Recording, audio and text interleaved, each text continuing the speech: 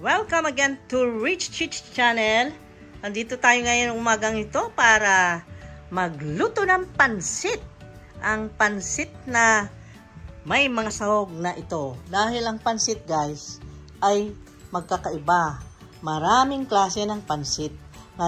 Itong lulutuhin natin ay bami. Ang tawag nila dito. Bami ay yung may bihon na meron pang pansit canton. Okay? Ito yung bihon guys, rice, ano yung tawag nila doon? Rice pasta. And then this one ay gawa na sa flour ito. Okay? So, ito ngayon ang mga ingredients. Siyempre, di mawawala yung liempo. Liempo ng baboy. Tapos yung mga gulay na ganyan. Tapos meron tayo syempre ng hipon, napaka-fresh na hipon. Tapos meron din tayo nitong mga spices. Ayan, nakita nyo. Ngayon, ipiprepare ko, balatan ko yung may spices, and then kumpunihin natin para kumain tayo ng masarap na pansit. At ibabahagi ko sa inyo kung paano ko niluluto ang pansit namin dito sa bahay. Okay? Alright. Andito na tayo at magluluto ngayon sa umagang ito ng pansit na napakasarap. Switch on.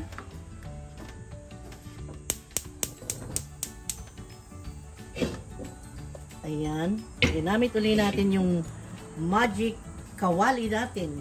Ayan ang kawaling napaka-productive or napaka-grasyoso.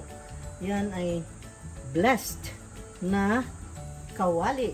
Kaya para sa akin, kahit ganyan na may mga tigidig, may mga tigidig bangbang siya guys. May mga tigidig bangbang siya, ay kahit ganyan na puno ng tigidig yan, ay mahal natin yan. Kaya hindi ko pinapalitan ng makinis. Dahil yan ay may sentimental value. Okay? Dami nang naluto yan na masasarap. Okay. Ngayon, ang gagamitin ko guys, pasensya na kayo, olive oil kasi gusto natin ng, alam mo na, nakilala na natin ang olive oil kaya yan na ang gamitin natin ngayon. Kunti lang naman. Siguro meron itong 5 tablespoons of olive oil. Tapos lagay na natin ang ginger. Ay, nako. Sarap-sarap nito guys. Mamaya, makita nyo. Ito yung bami a la Rich Chich. Yan. How I cook my bami pansit, ha? Na masarap.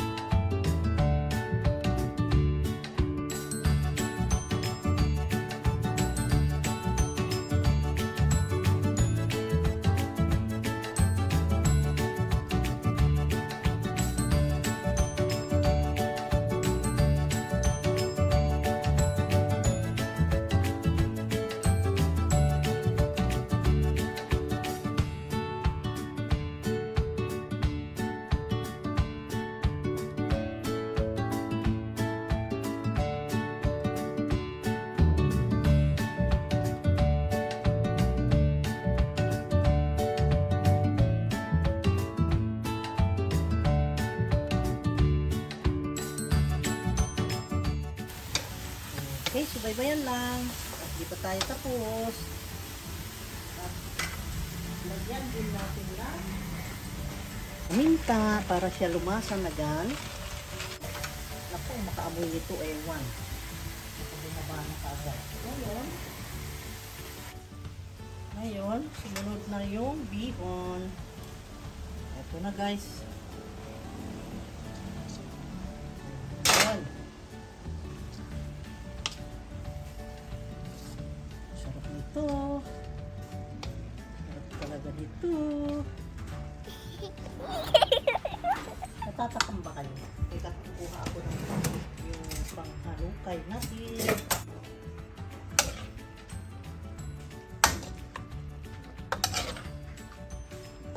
Ayan. Ang sarap. Ilagay na rin natin itong ating pansit canton. Kasi nga, ayan.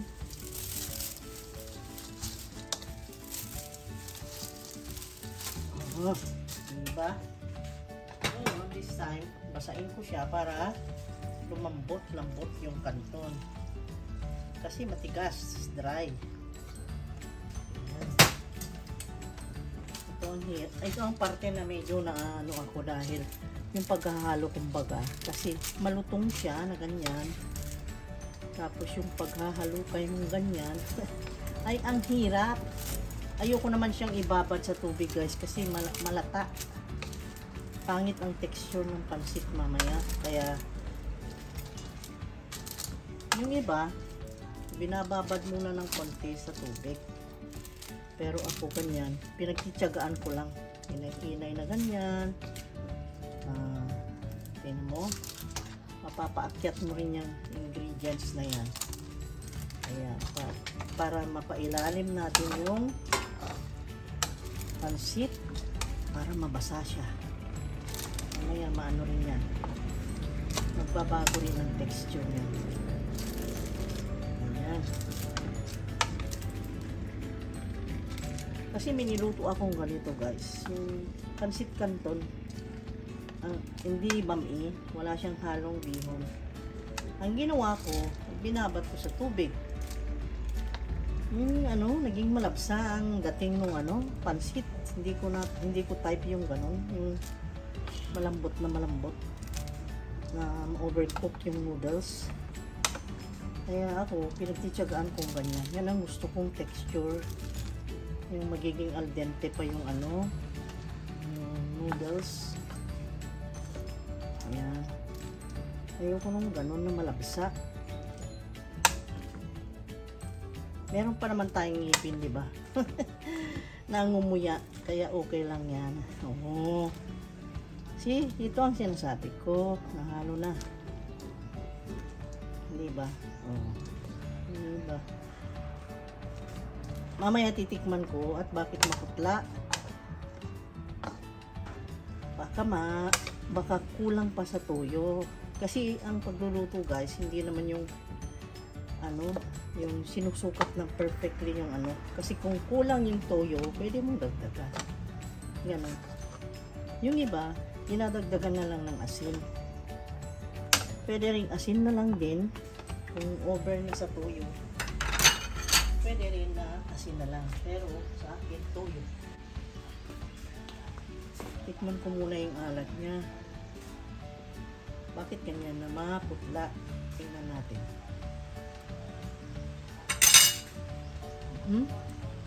Kulang nga. Naglagan natin na 3 tablespoons. So, meaning, naubos natin yung toyo nito ay 7. Malapit na.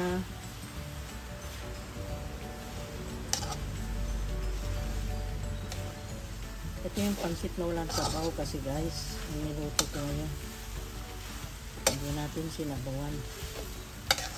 Nilagyan lang ng tubig na pang-palambot lang ng konti dun sa pansit. Ayaw natin na malagsa. Diba? Ganda. Anong sing mo, ha? Pero pang kulang yan.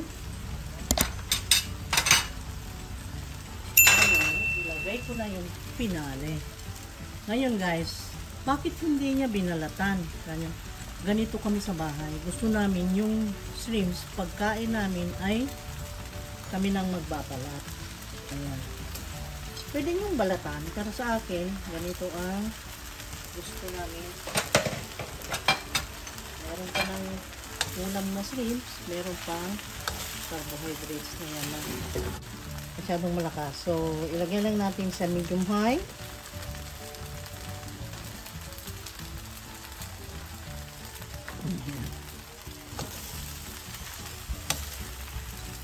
Tumutunog-tunog siya. Tumutunog-tunog. Ating pansit.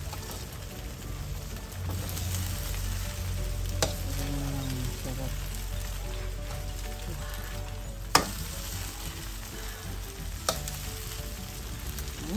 Exciting. So exciting. Kung gusto kasi namin makita yung shrimps na buo dyan. Sa bagay, no? Very strange kanyo siguro dahil yung iba talagang binabalatan. Kami hindi eh. Alam nyo naman, pag kumain kami, gusto namin yung may kinakamay-kamay na binabalatan. Mas exciting daw. So, yan. Ayan. So, diba? Hintayin lang natin mga luto yung shrimps. Tapos, pain lang natin.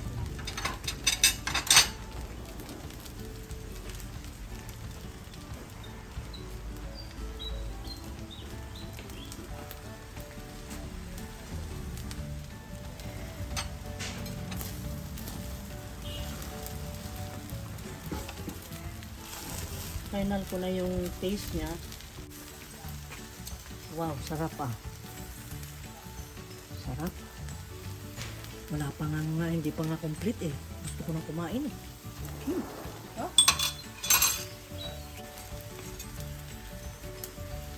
Ito na yung final. Talagang masarap. Perfect na perfect ang lasa. Talagang mo. Ganyan lang guys. Oh. Diba? Kita mo? Ito na. Okay. Patayin ko na. Ganito guys. Pag sinerve ko, ay ganyan. Meron siyang sibuyas. Tapos, eto na yung hipon. Kain na tayo. Ano ba yan? Ay pa yata yung hipon eh. See? Kita mo? Ayan guys, oh. So yummy. Kain na tayo. Kain na tayo guys.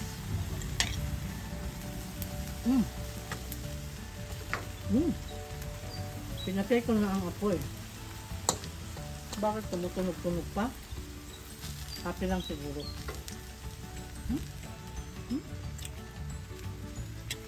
Ang sarap.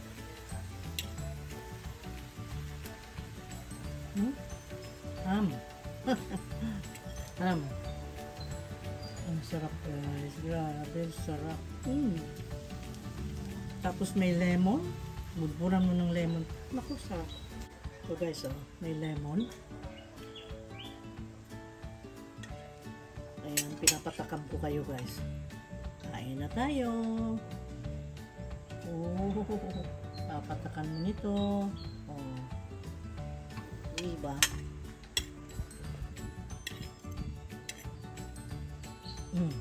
Happy birthday!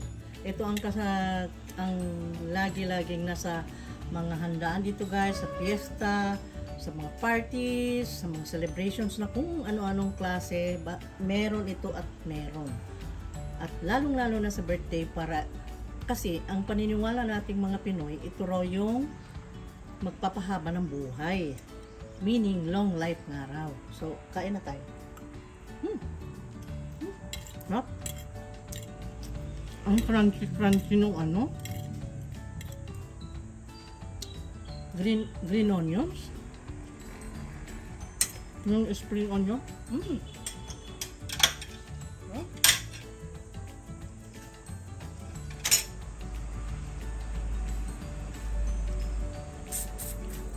Sinipsip. Ayan guys, so kain tayo. Okay. Thank you so much for watching. Sana ay naibigan nyo itong pansit ko na napakasarap. Bye-bye! Thank you!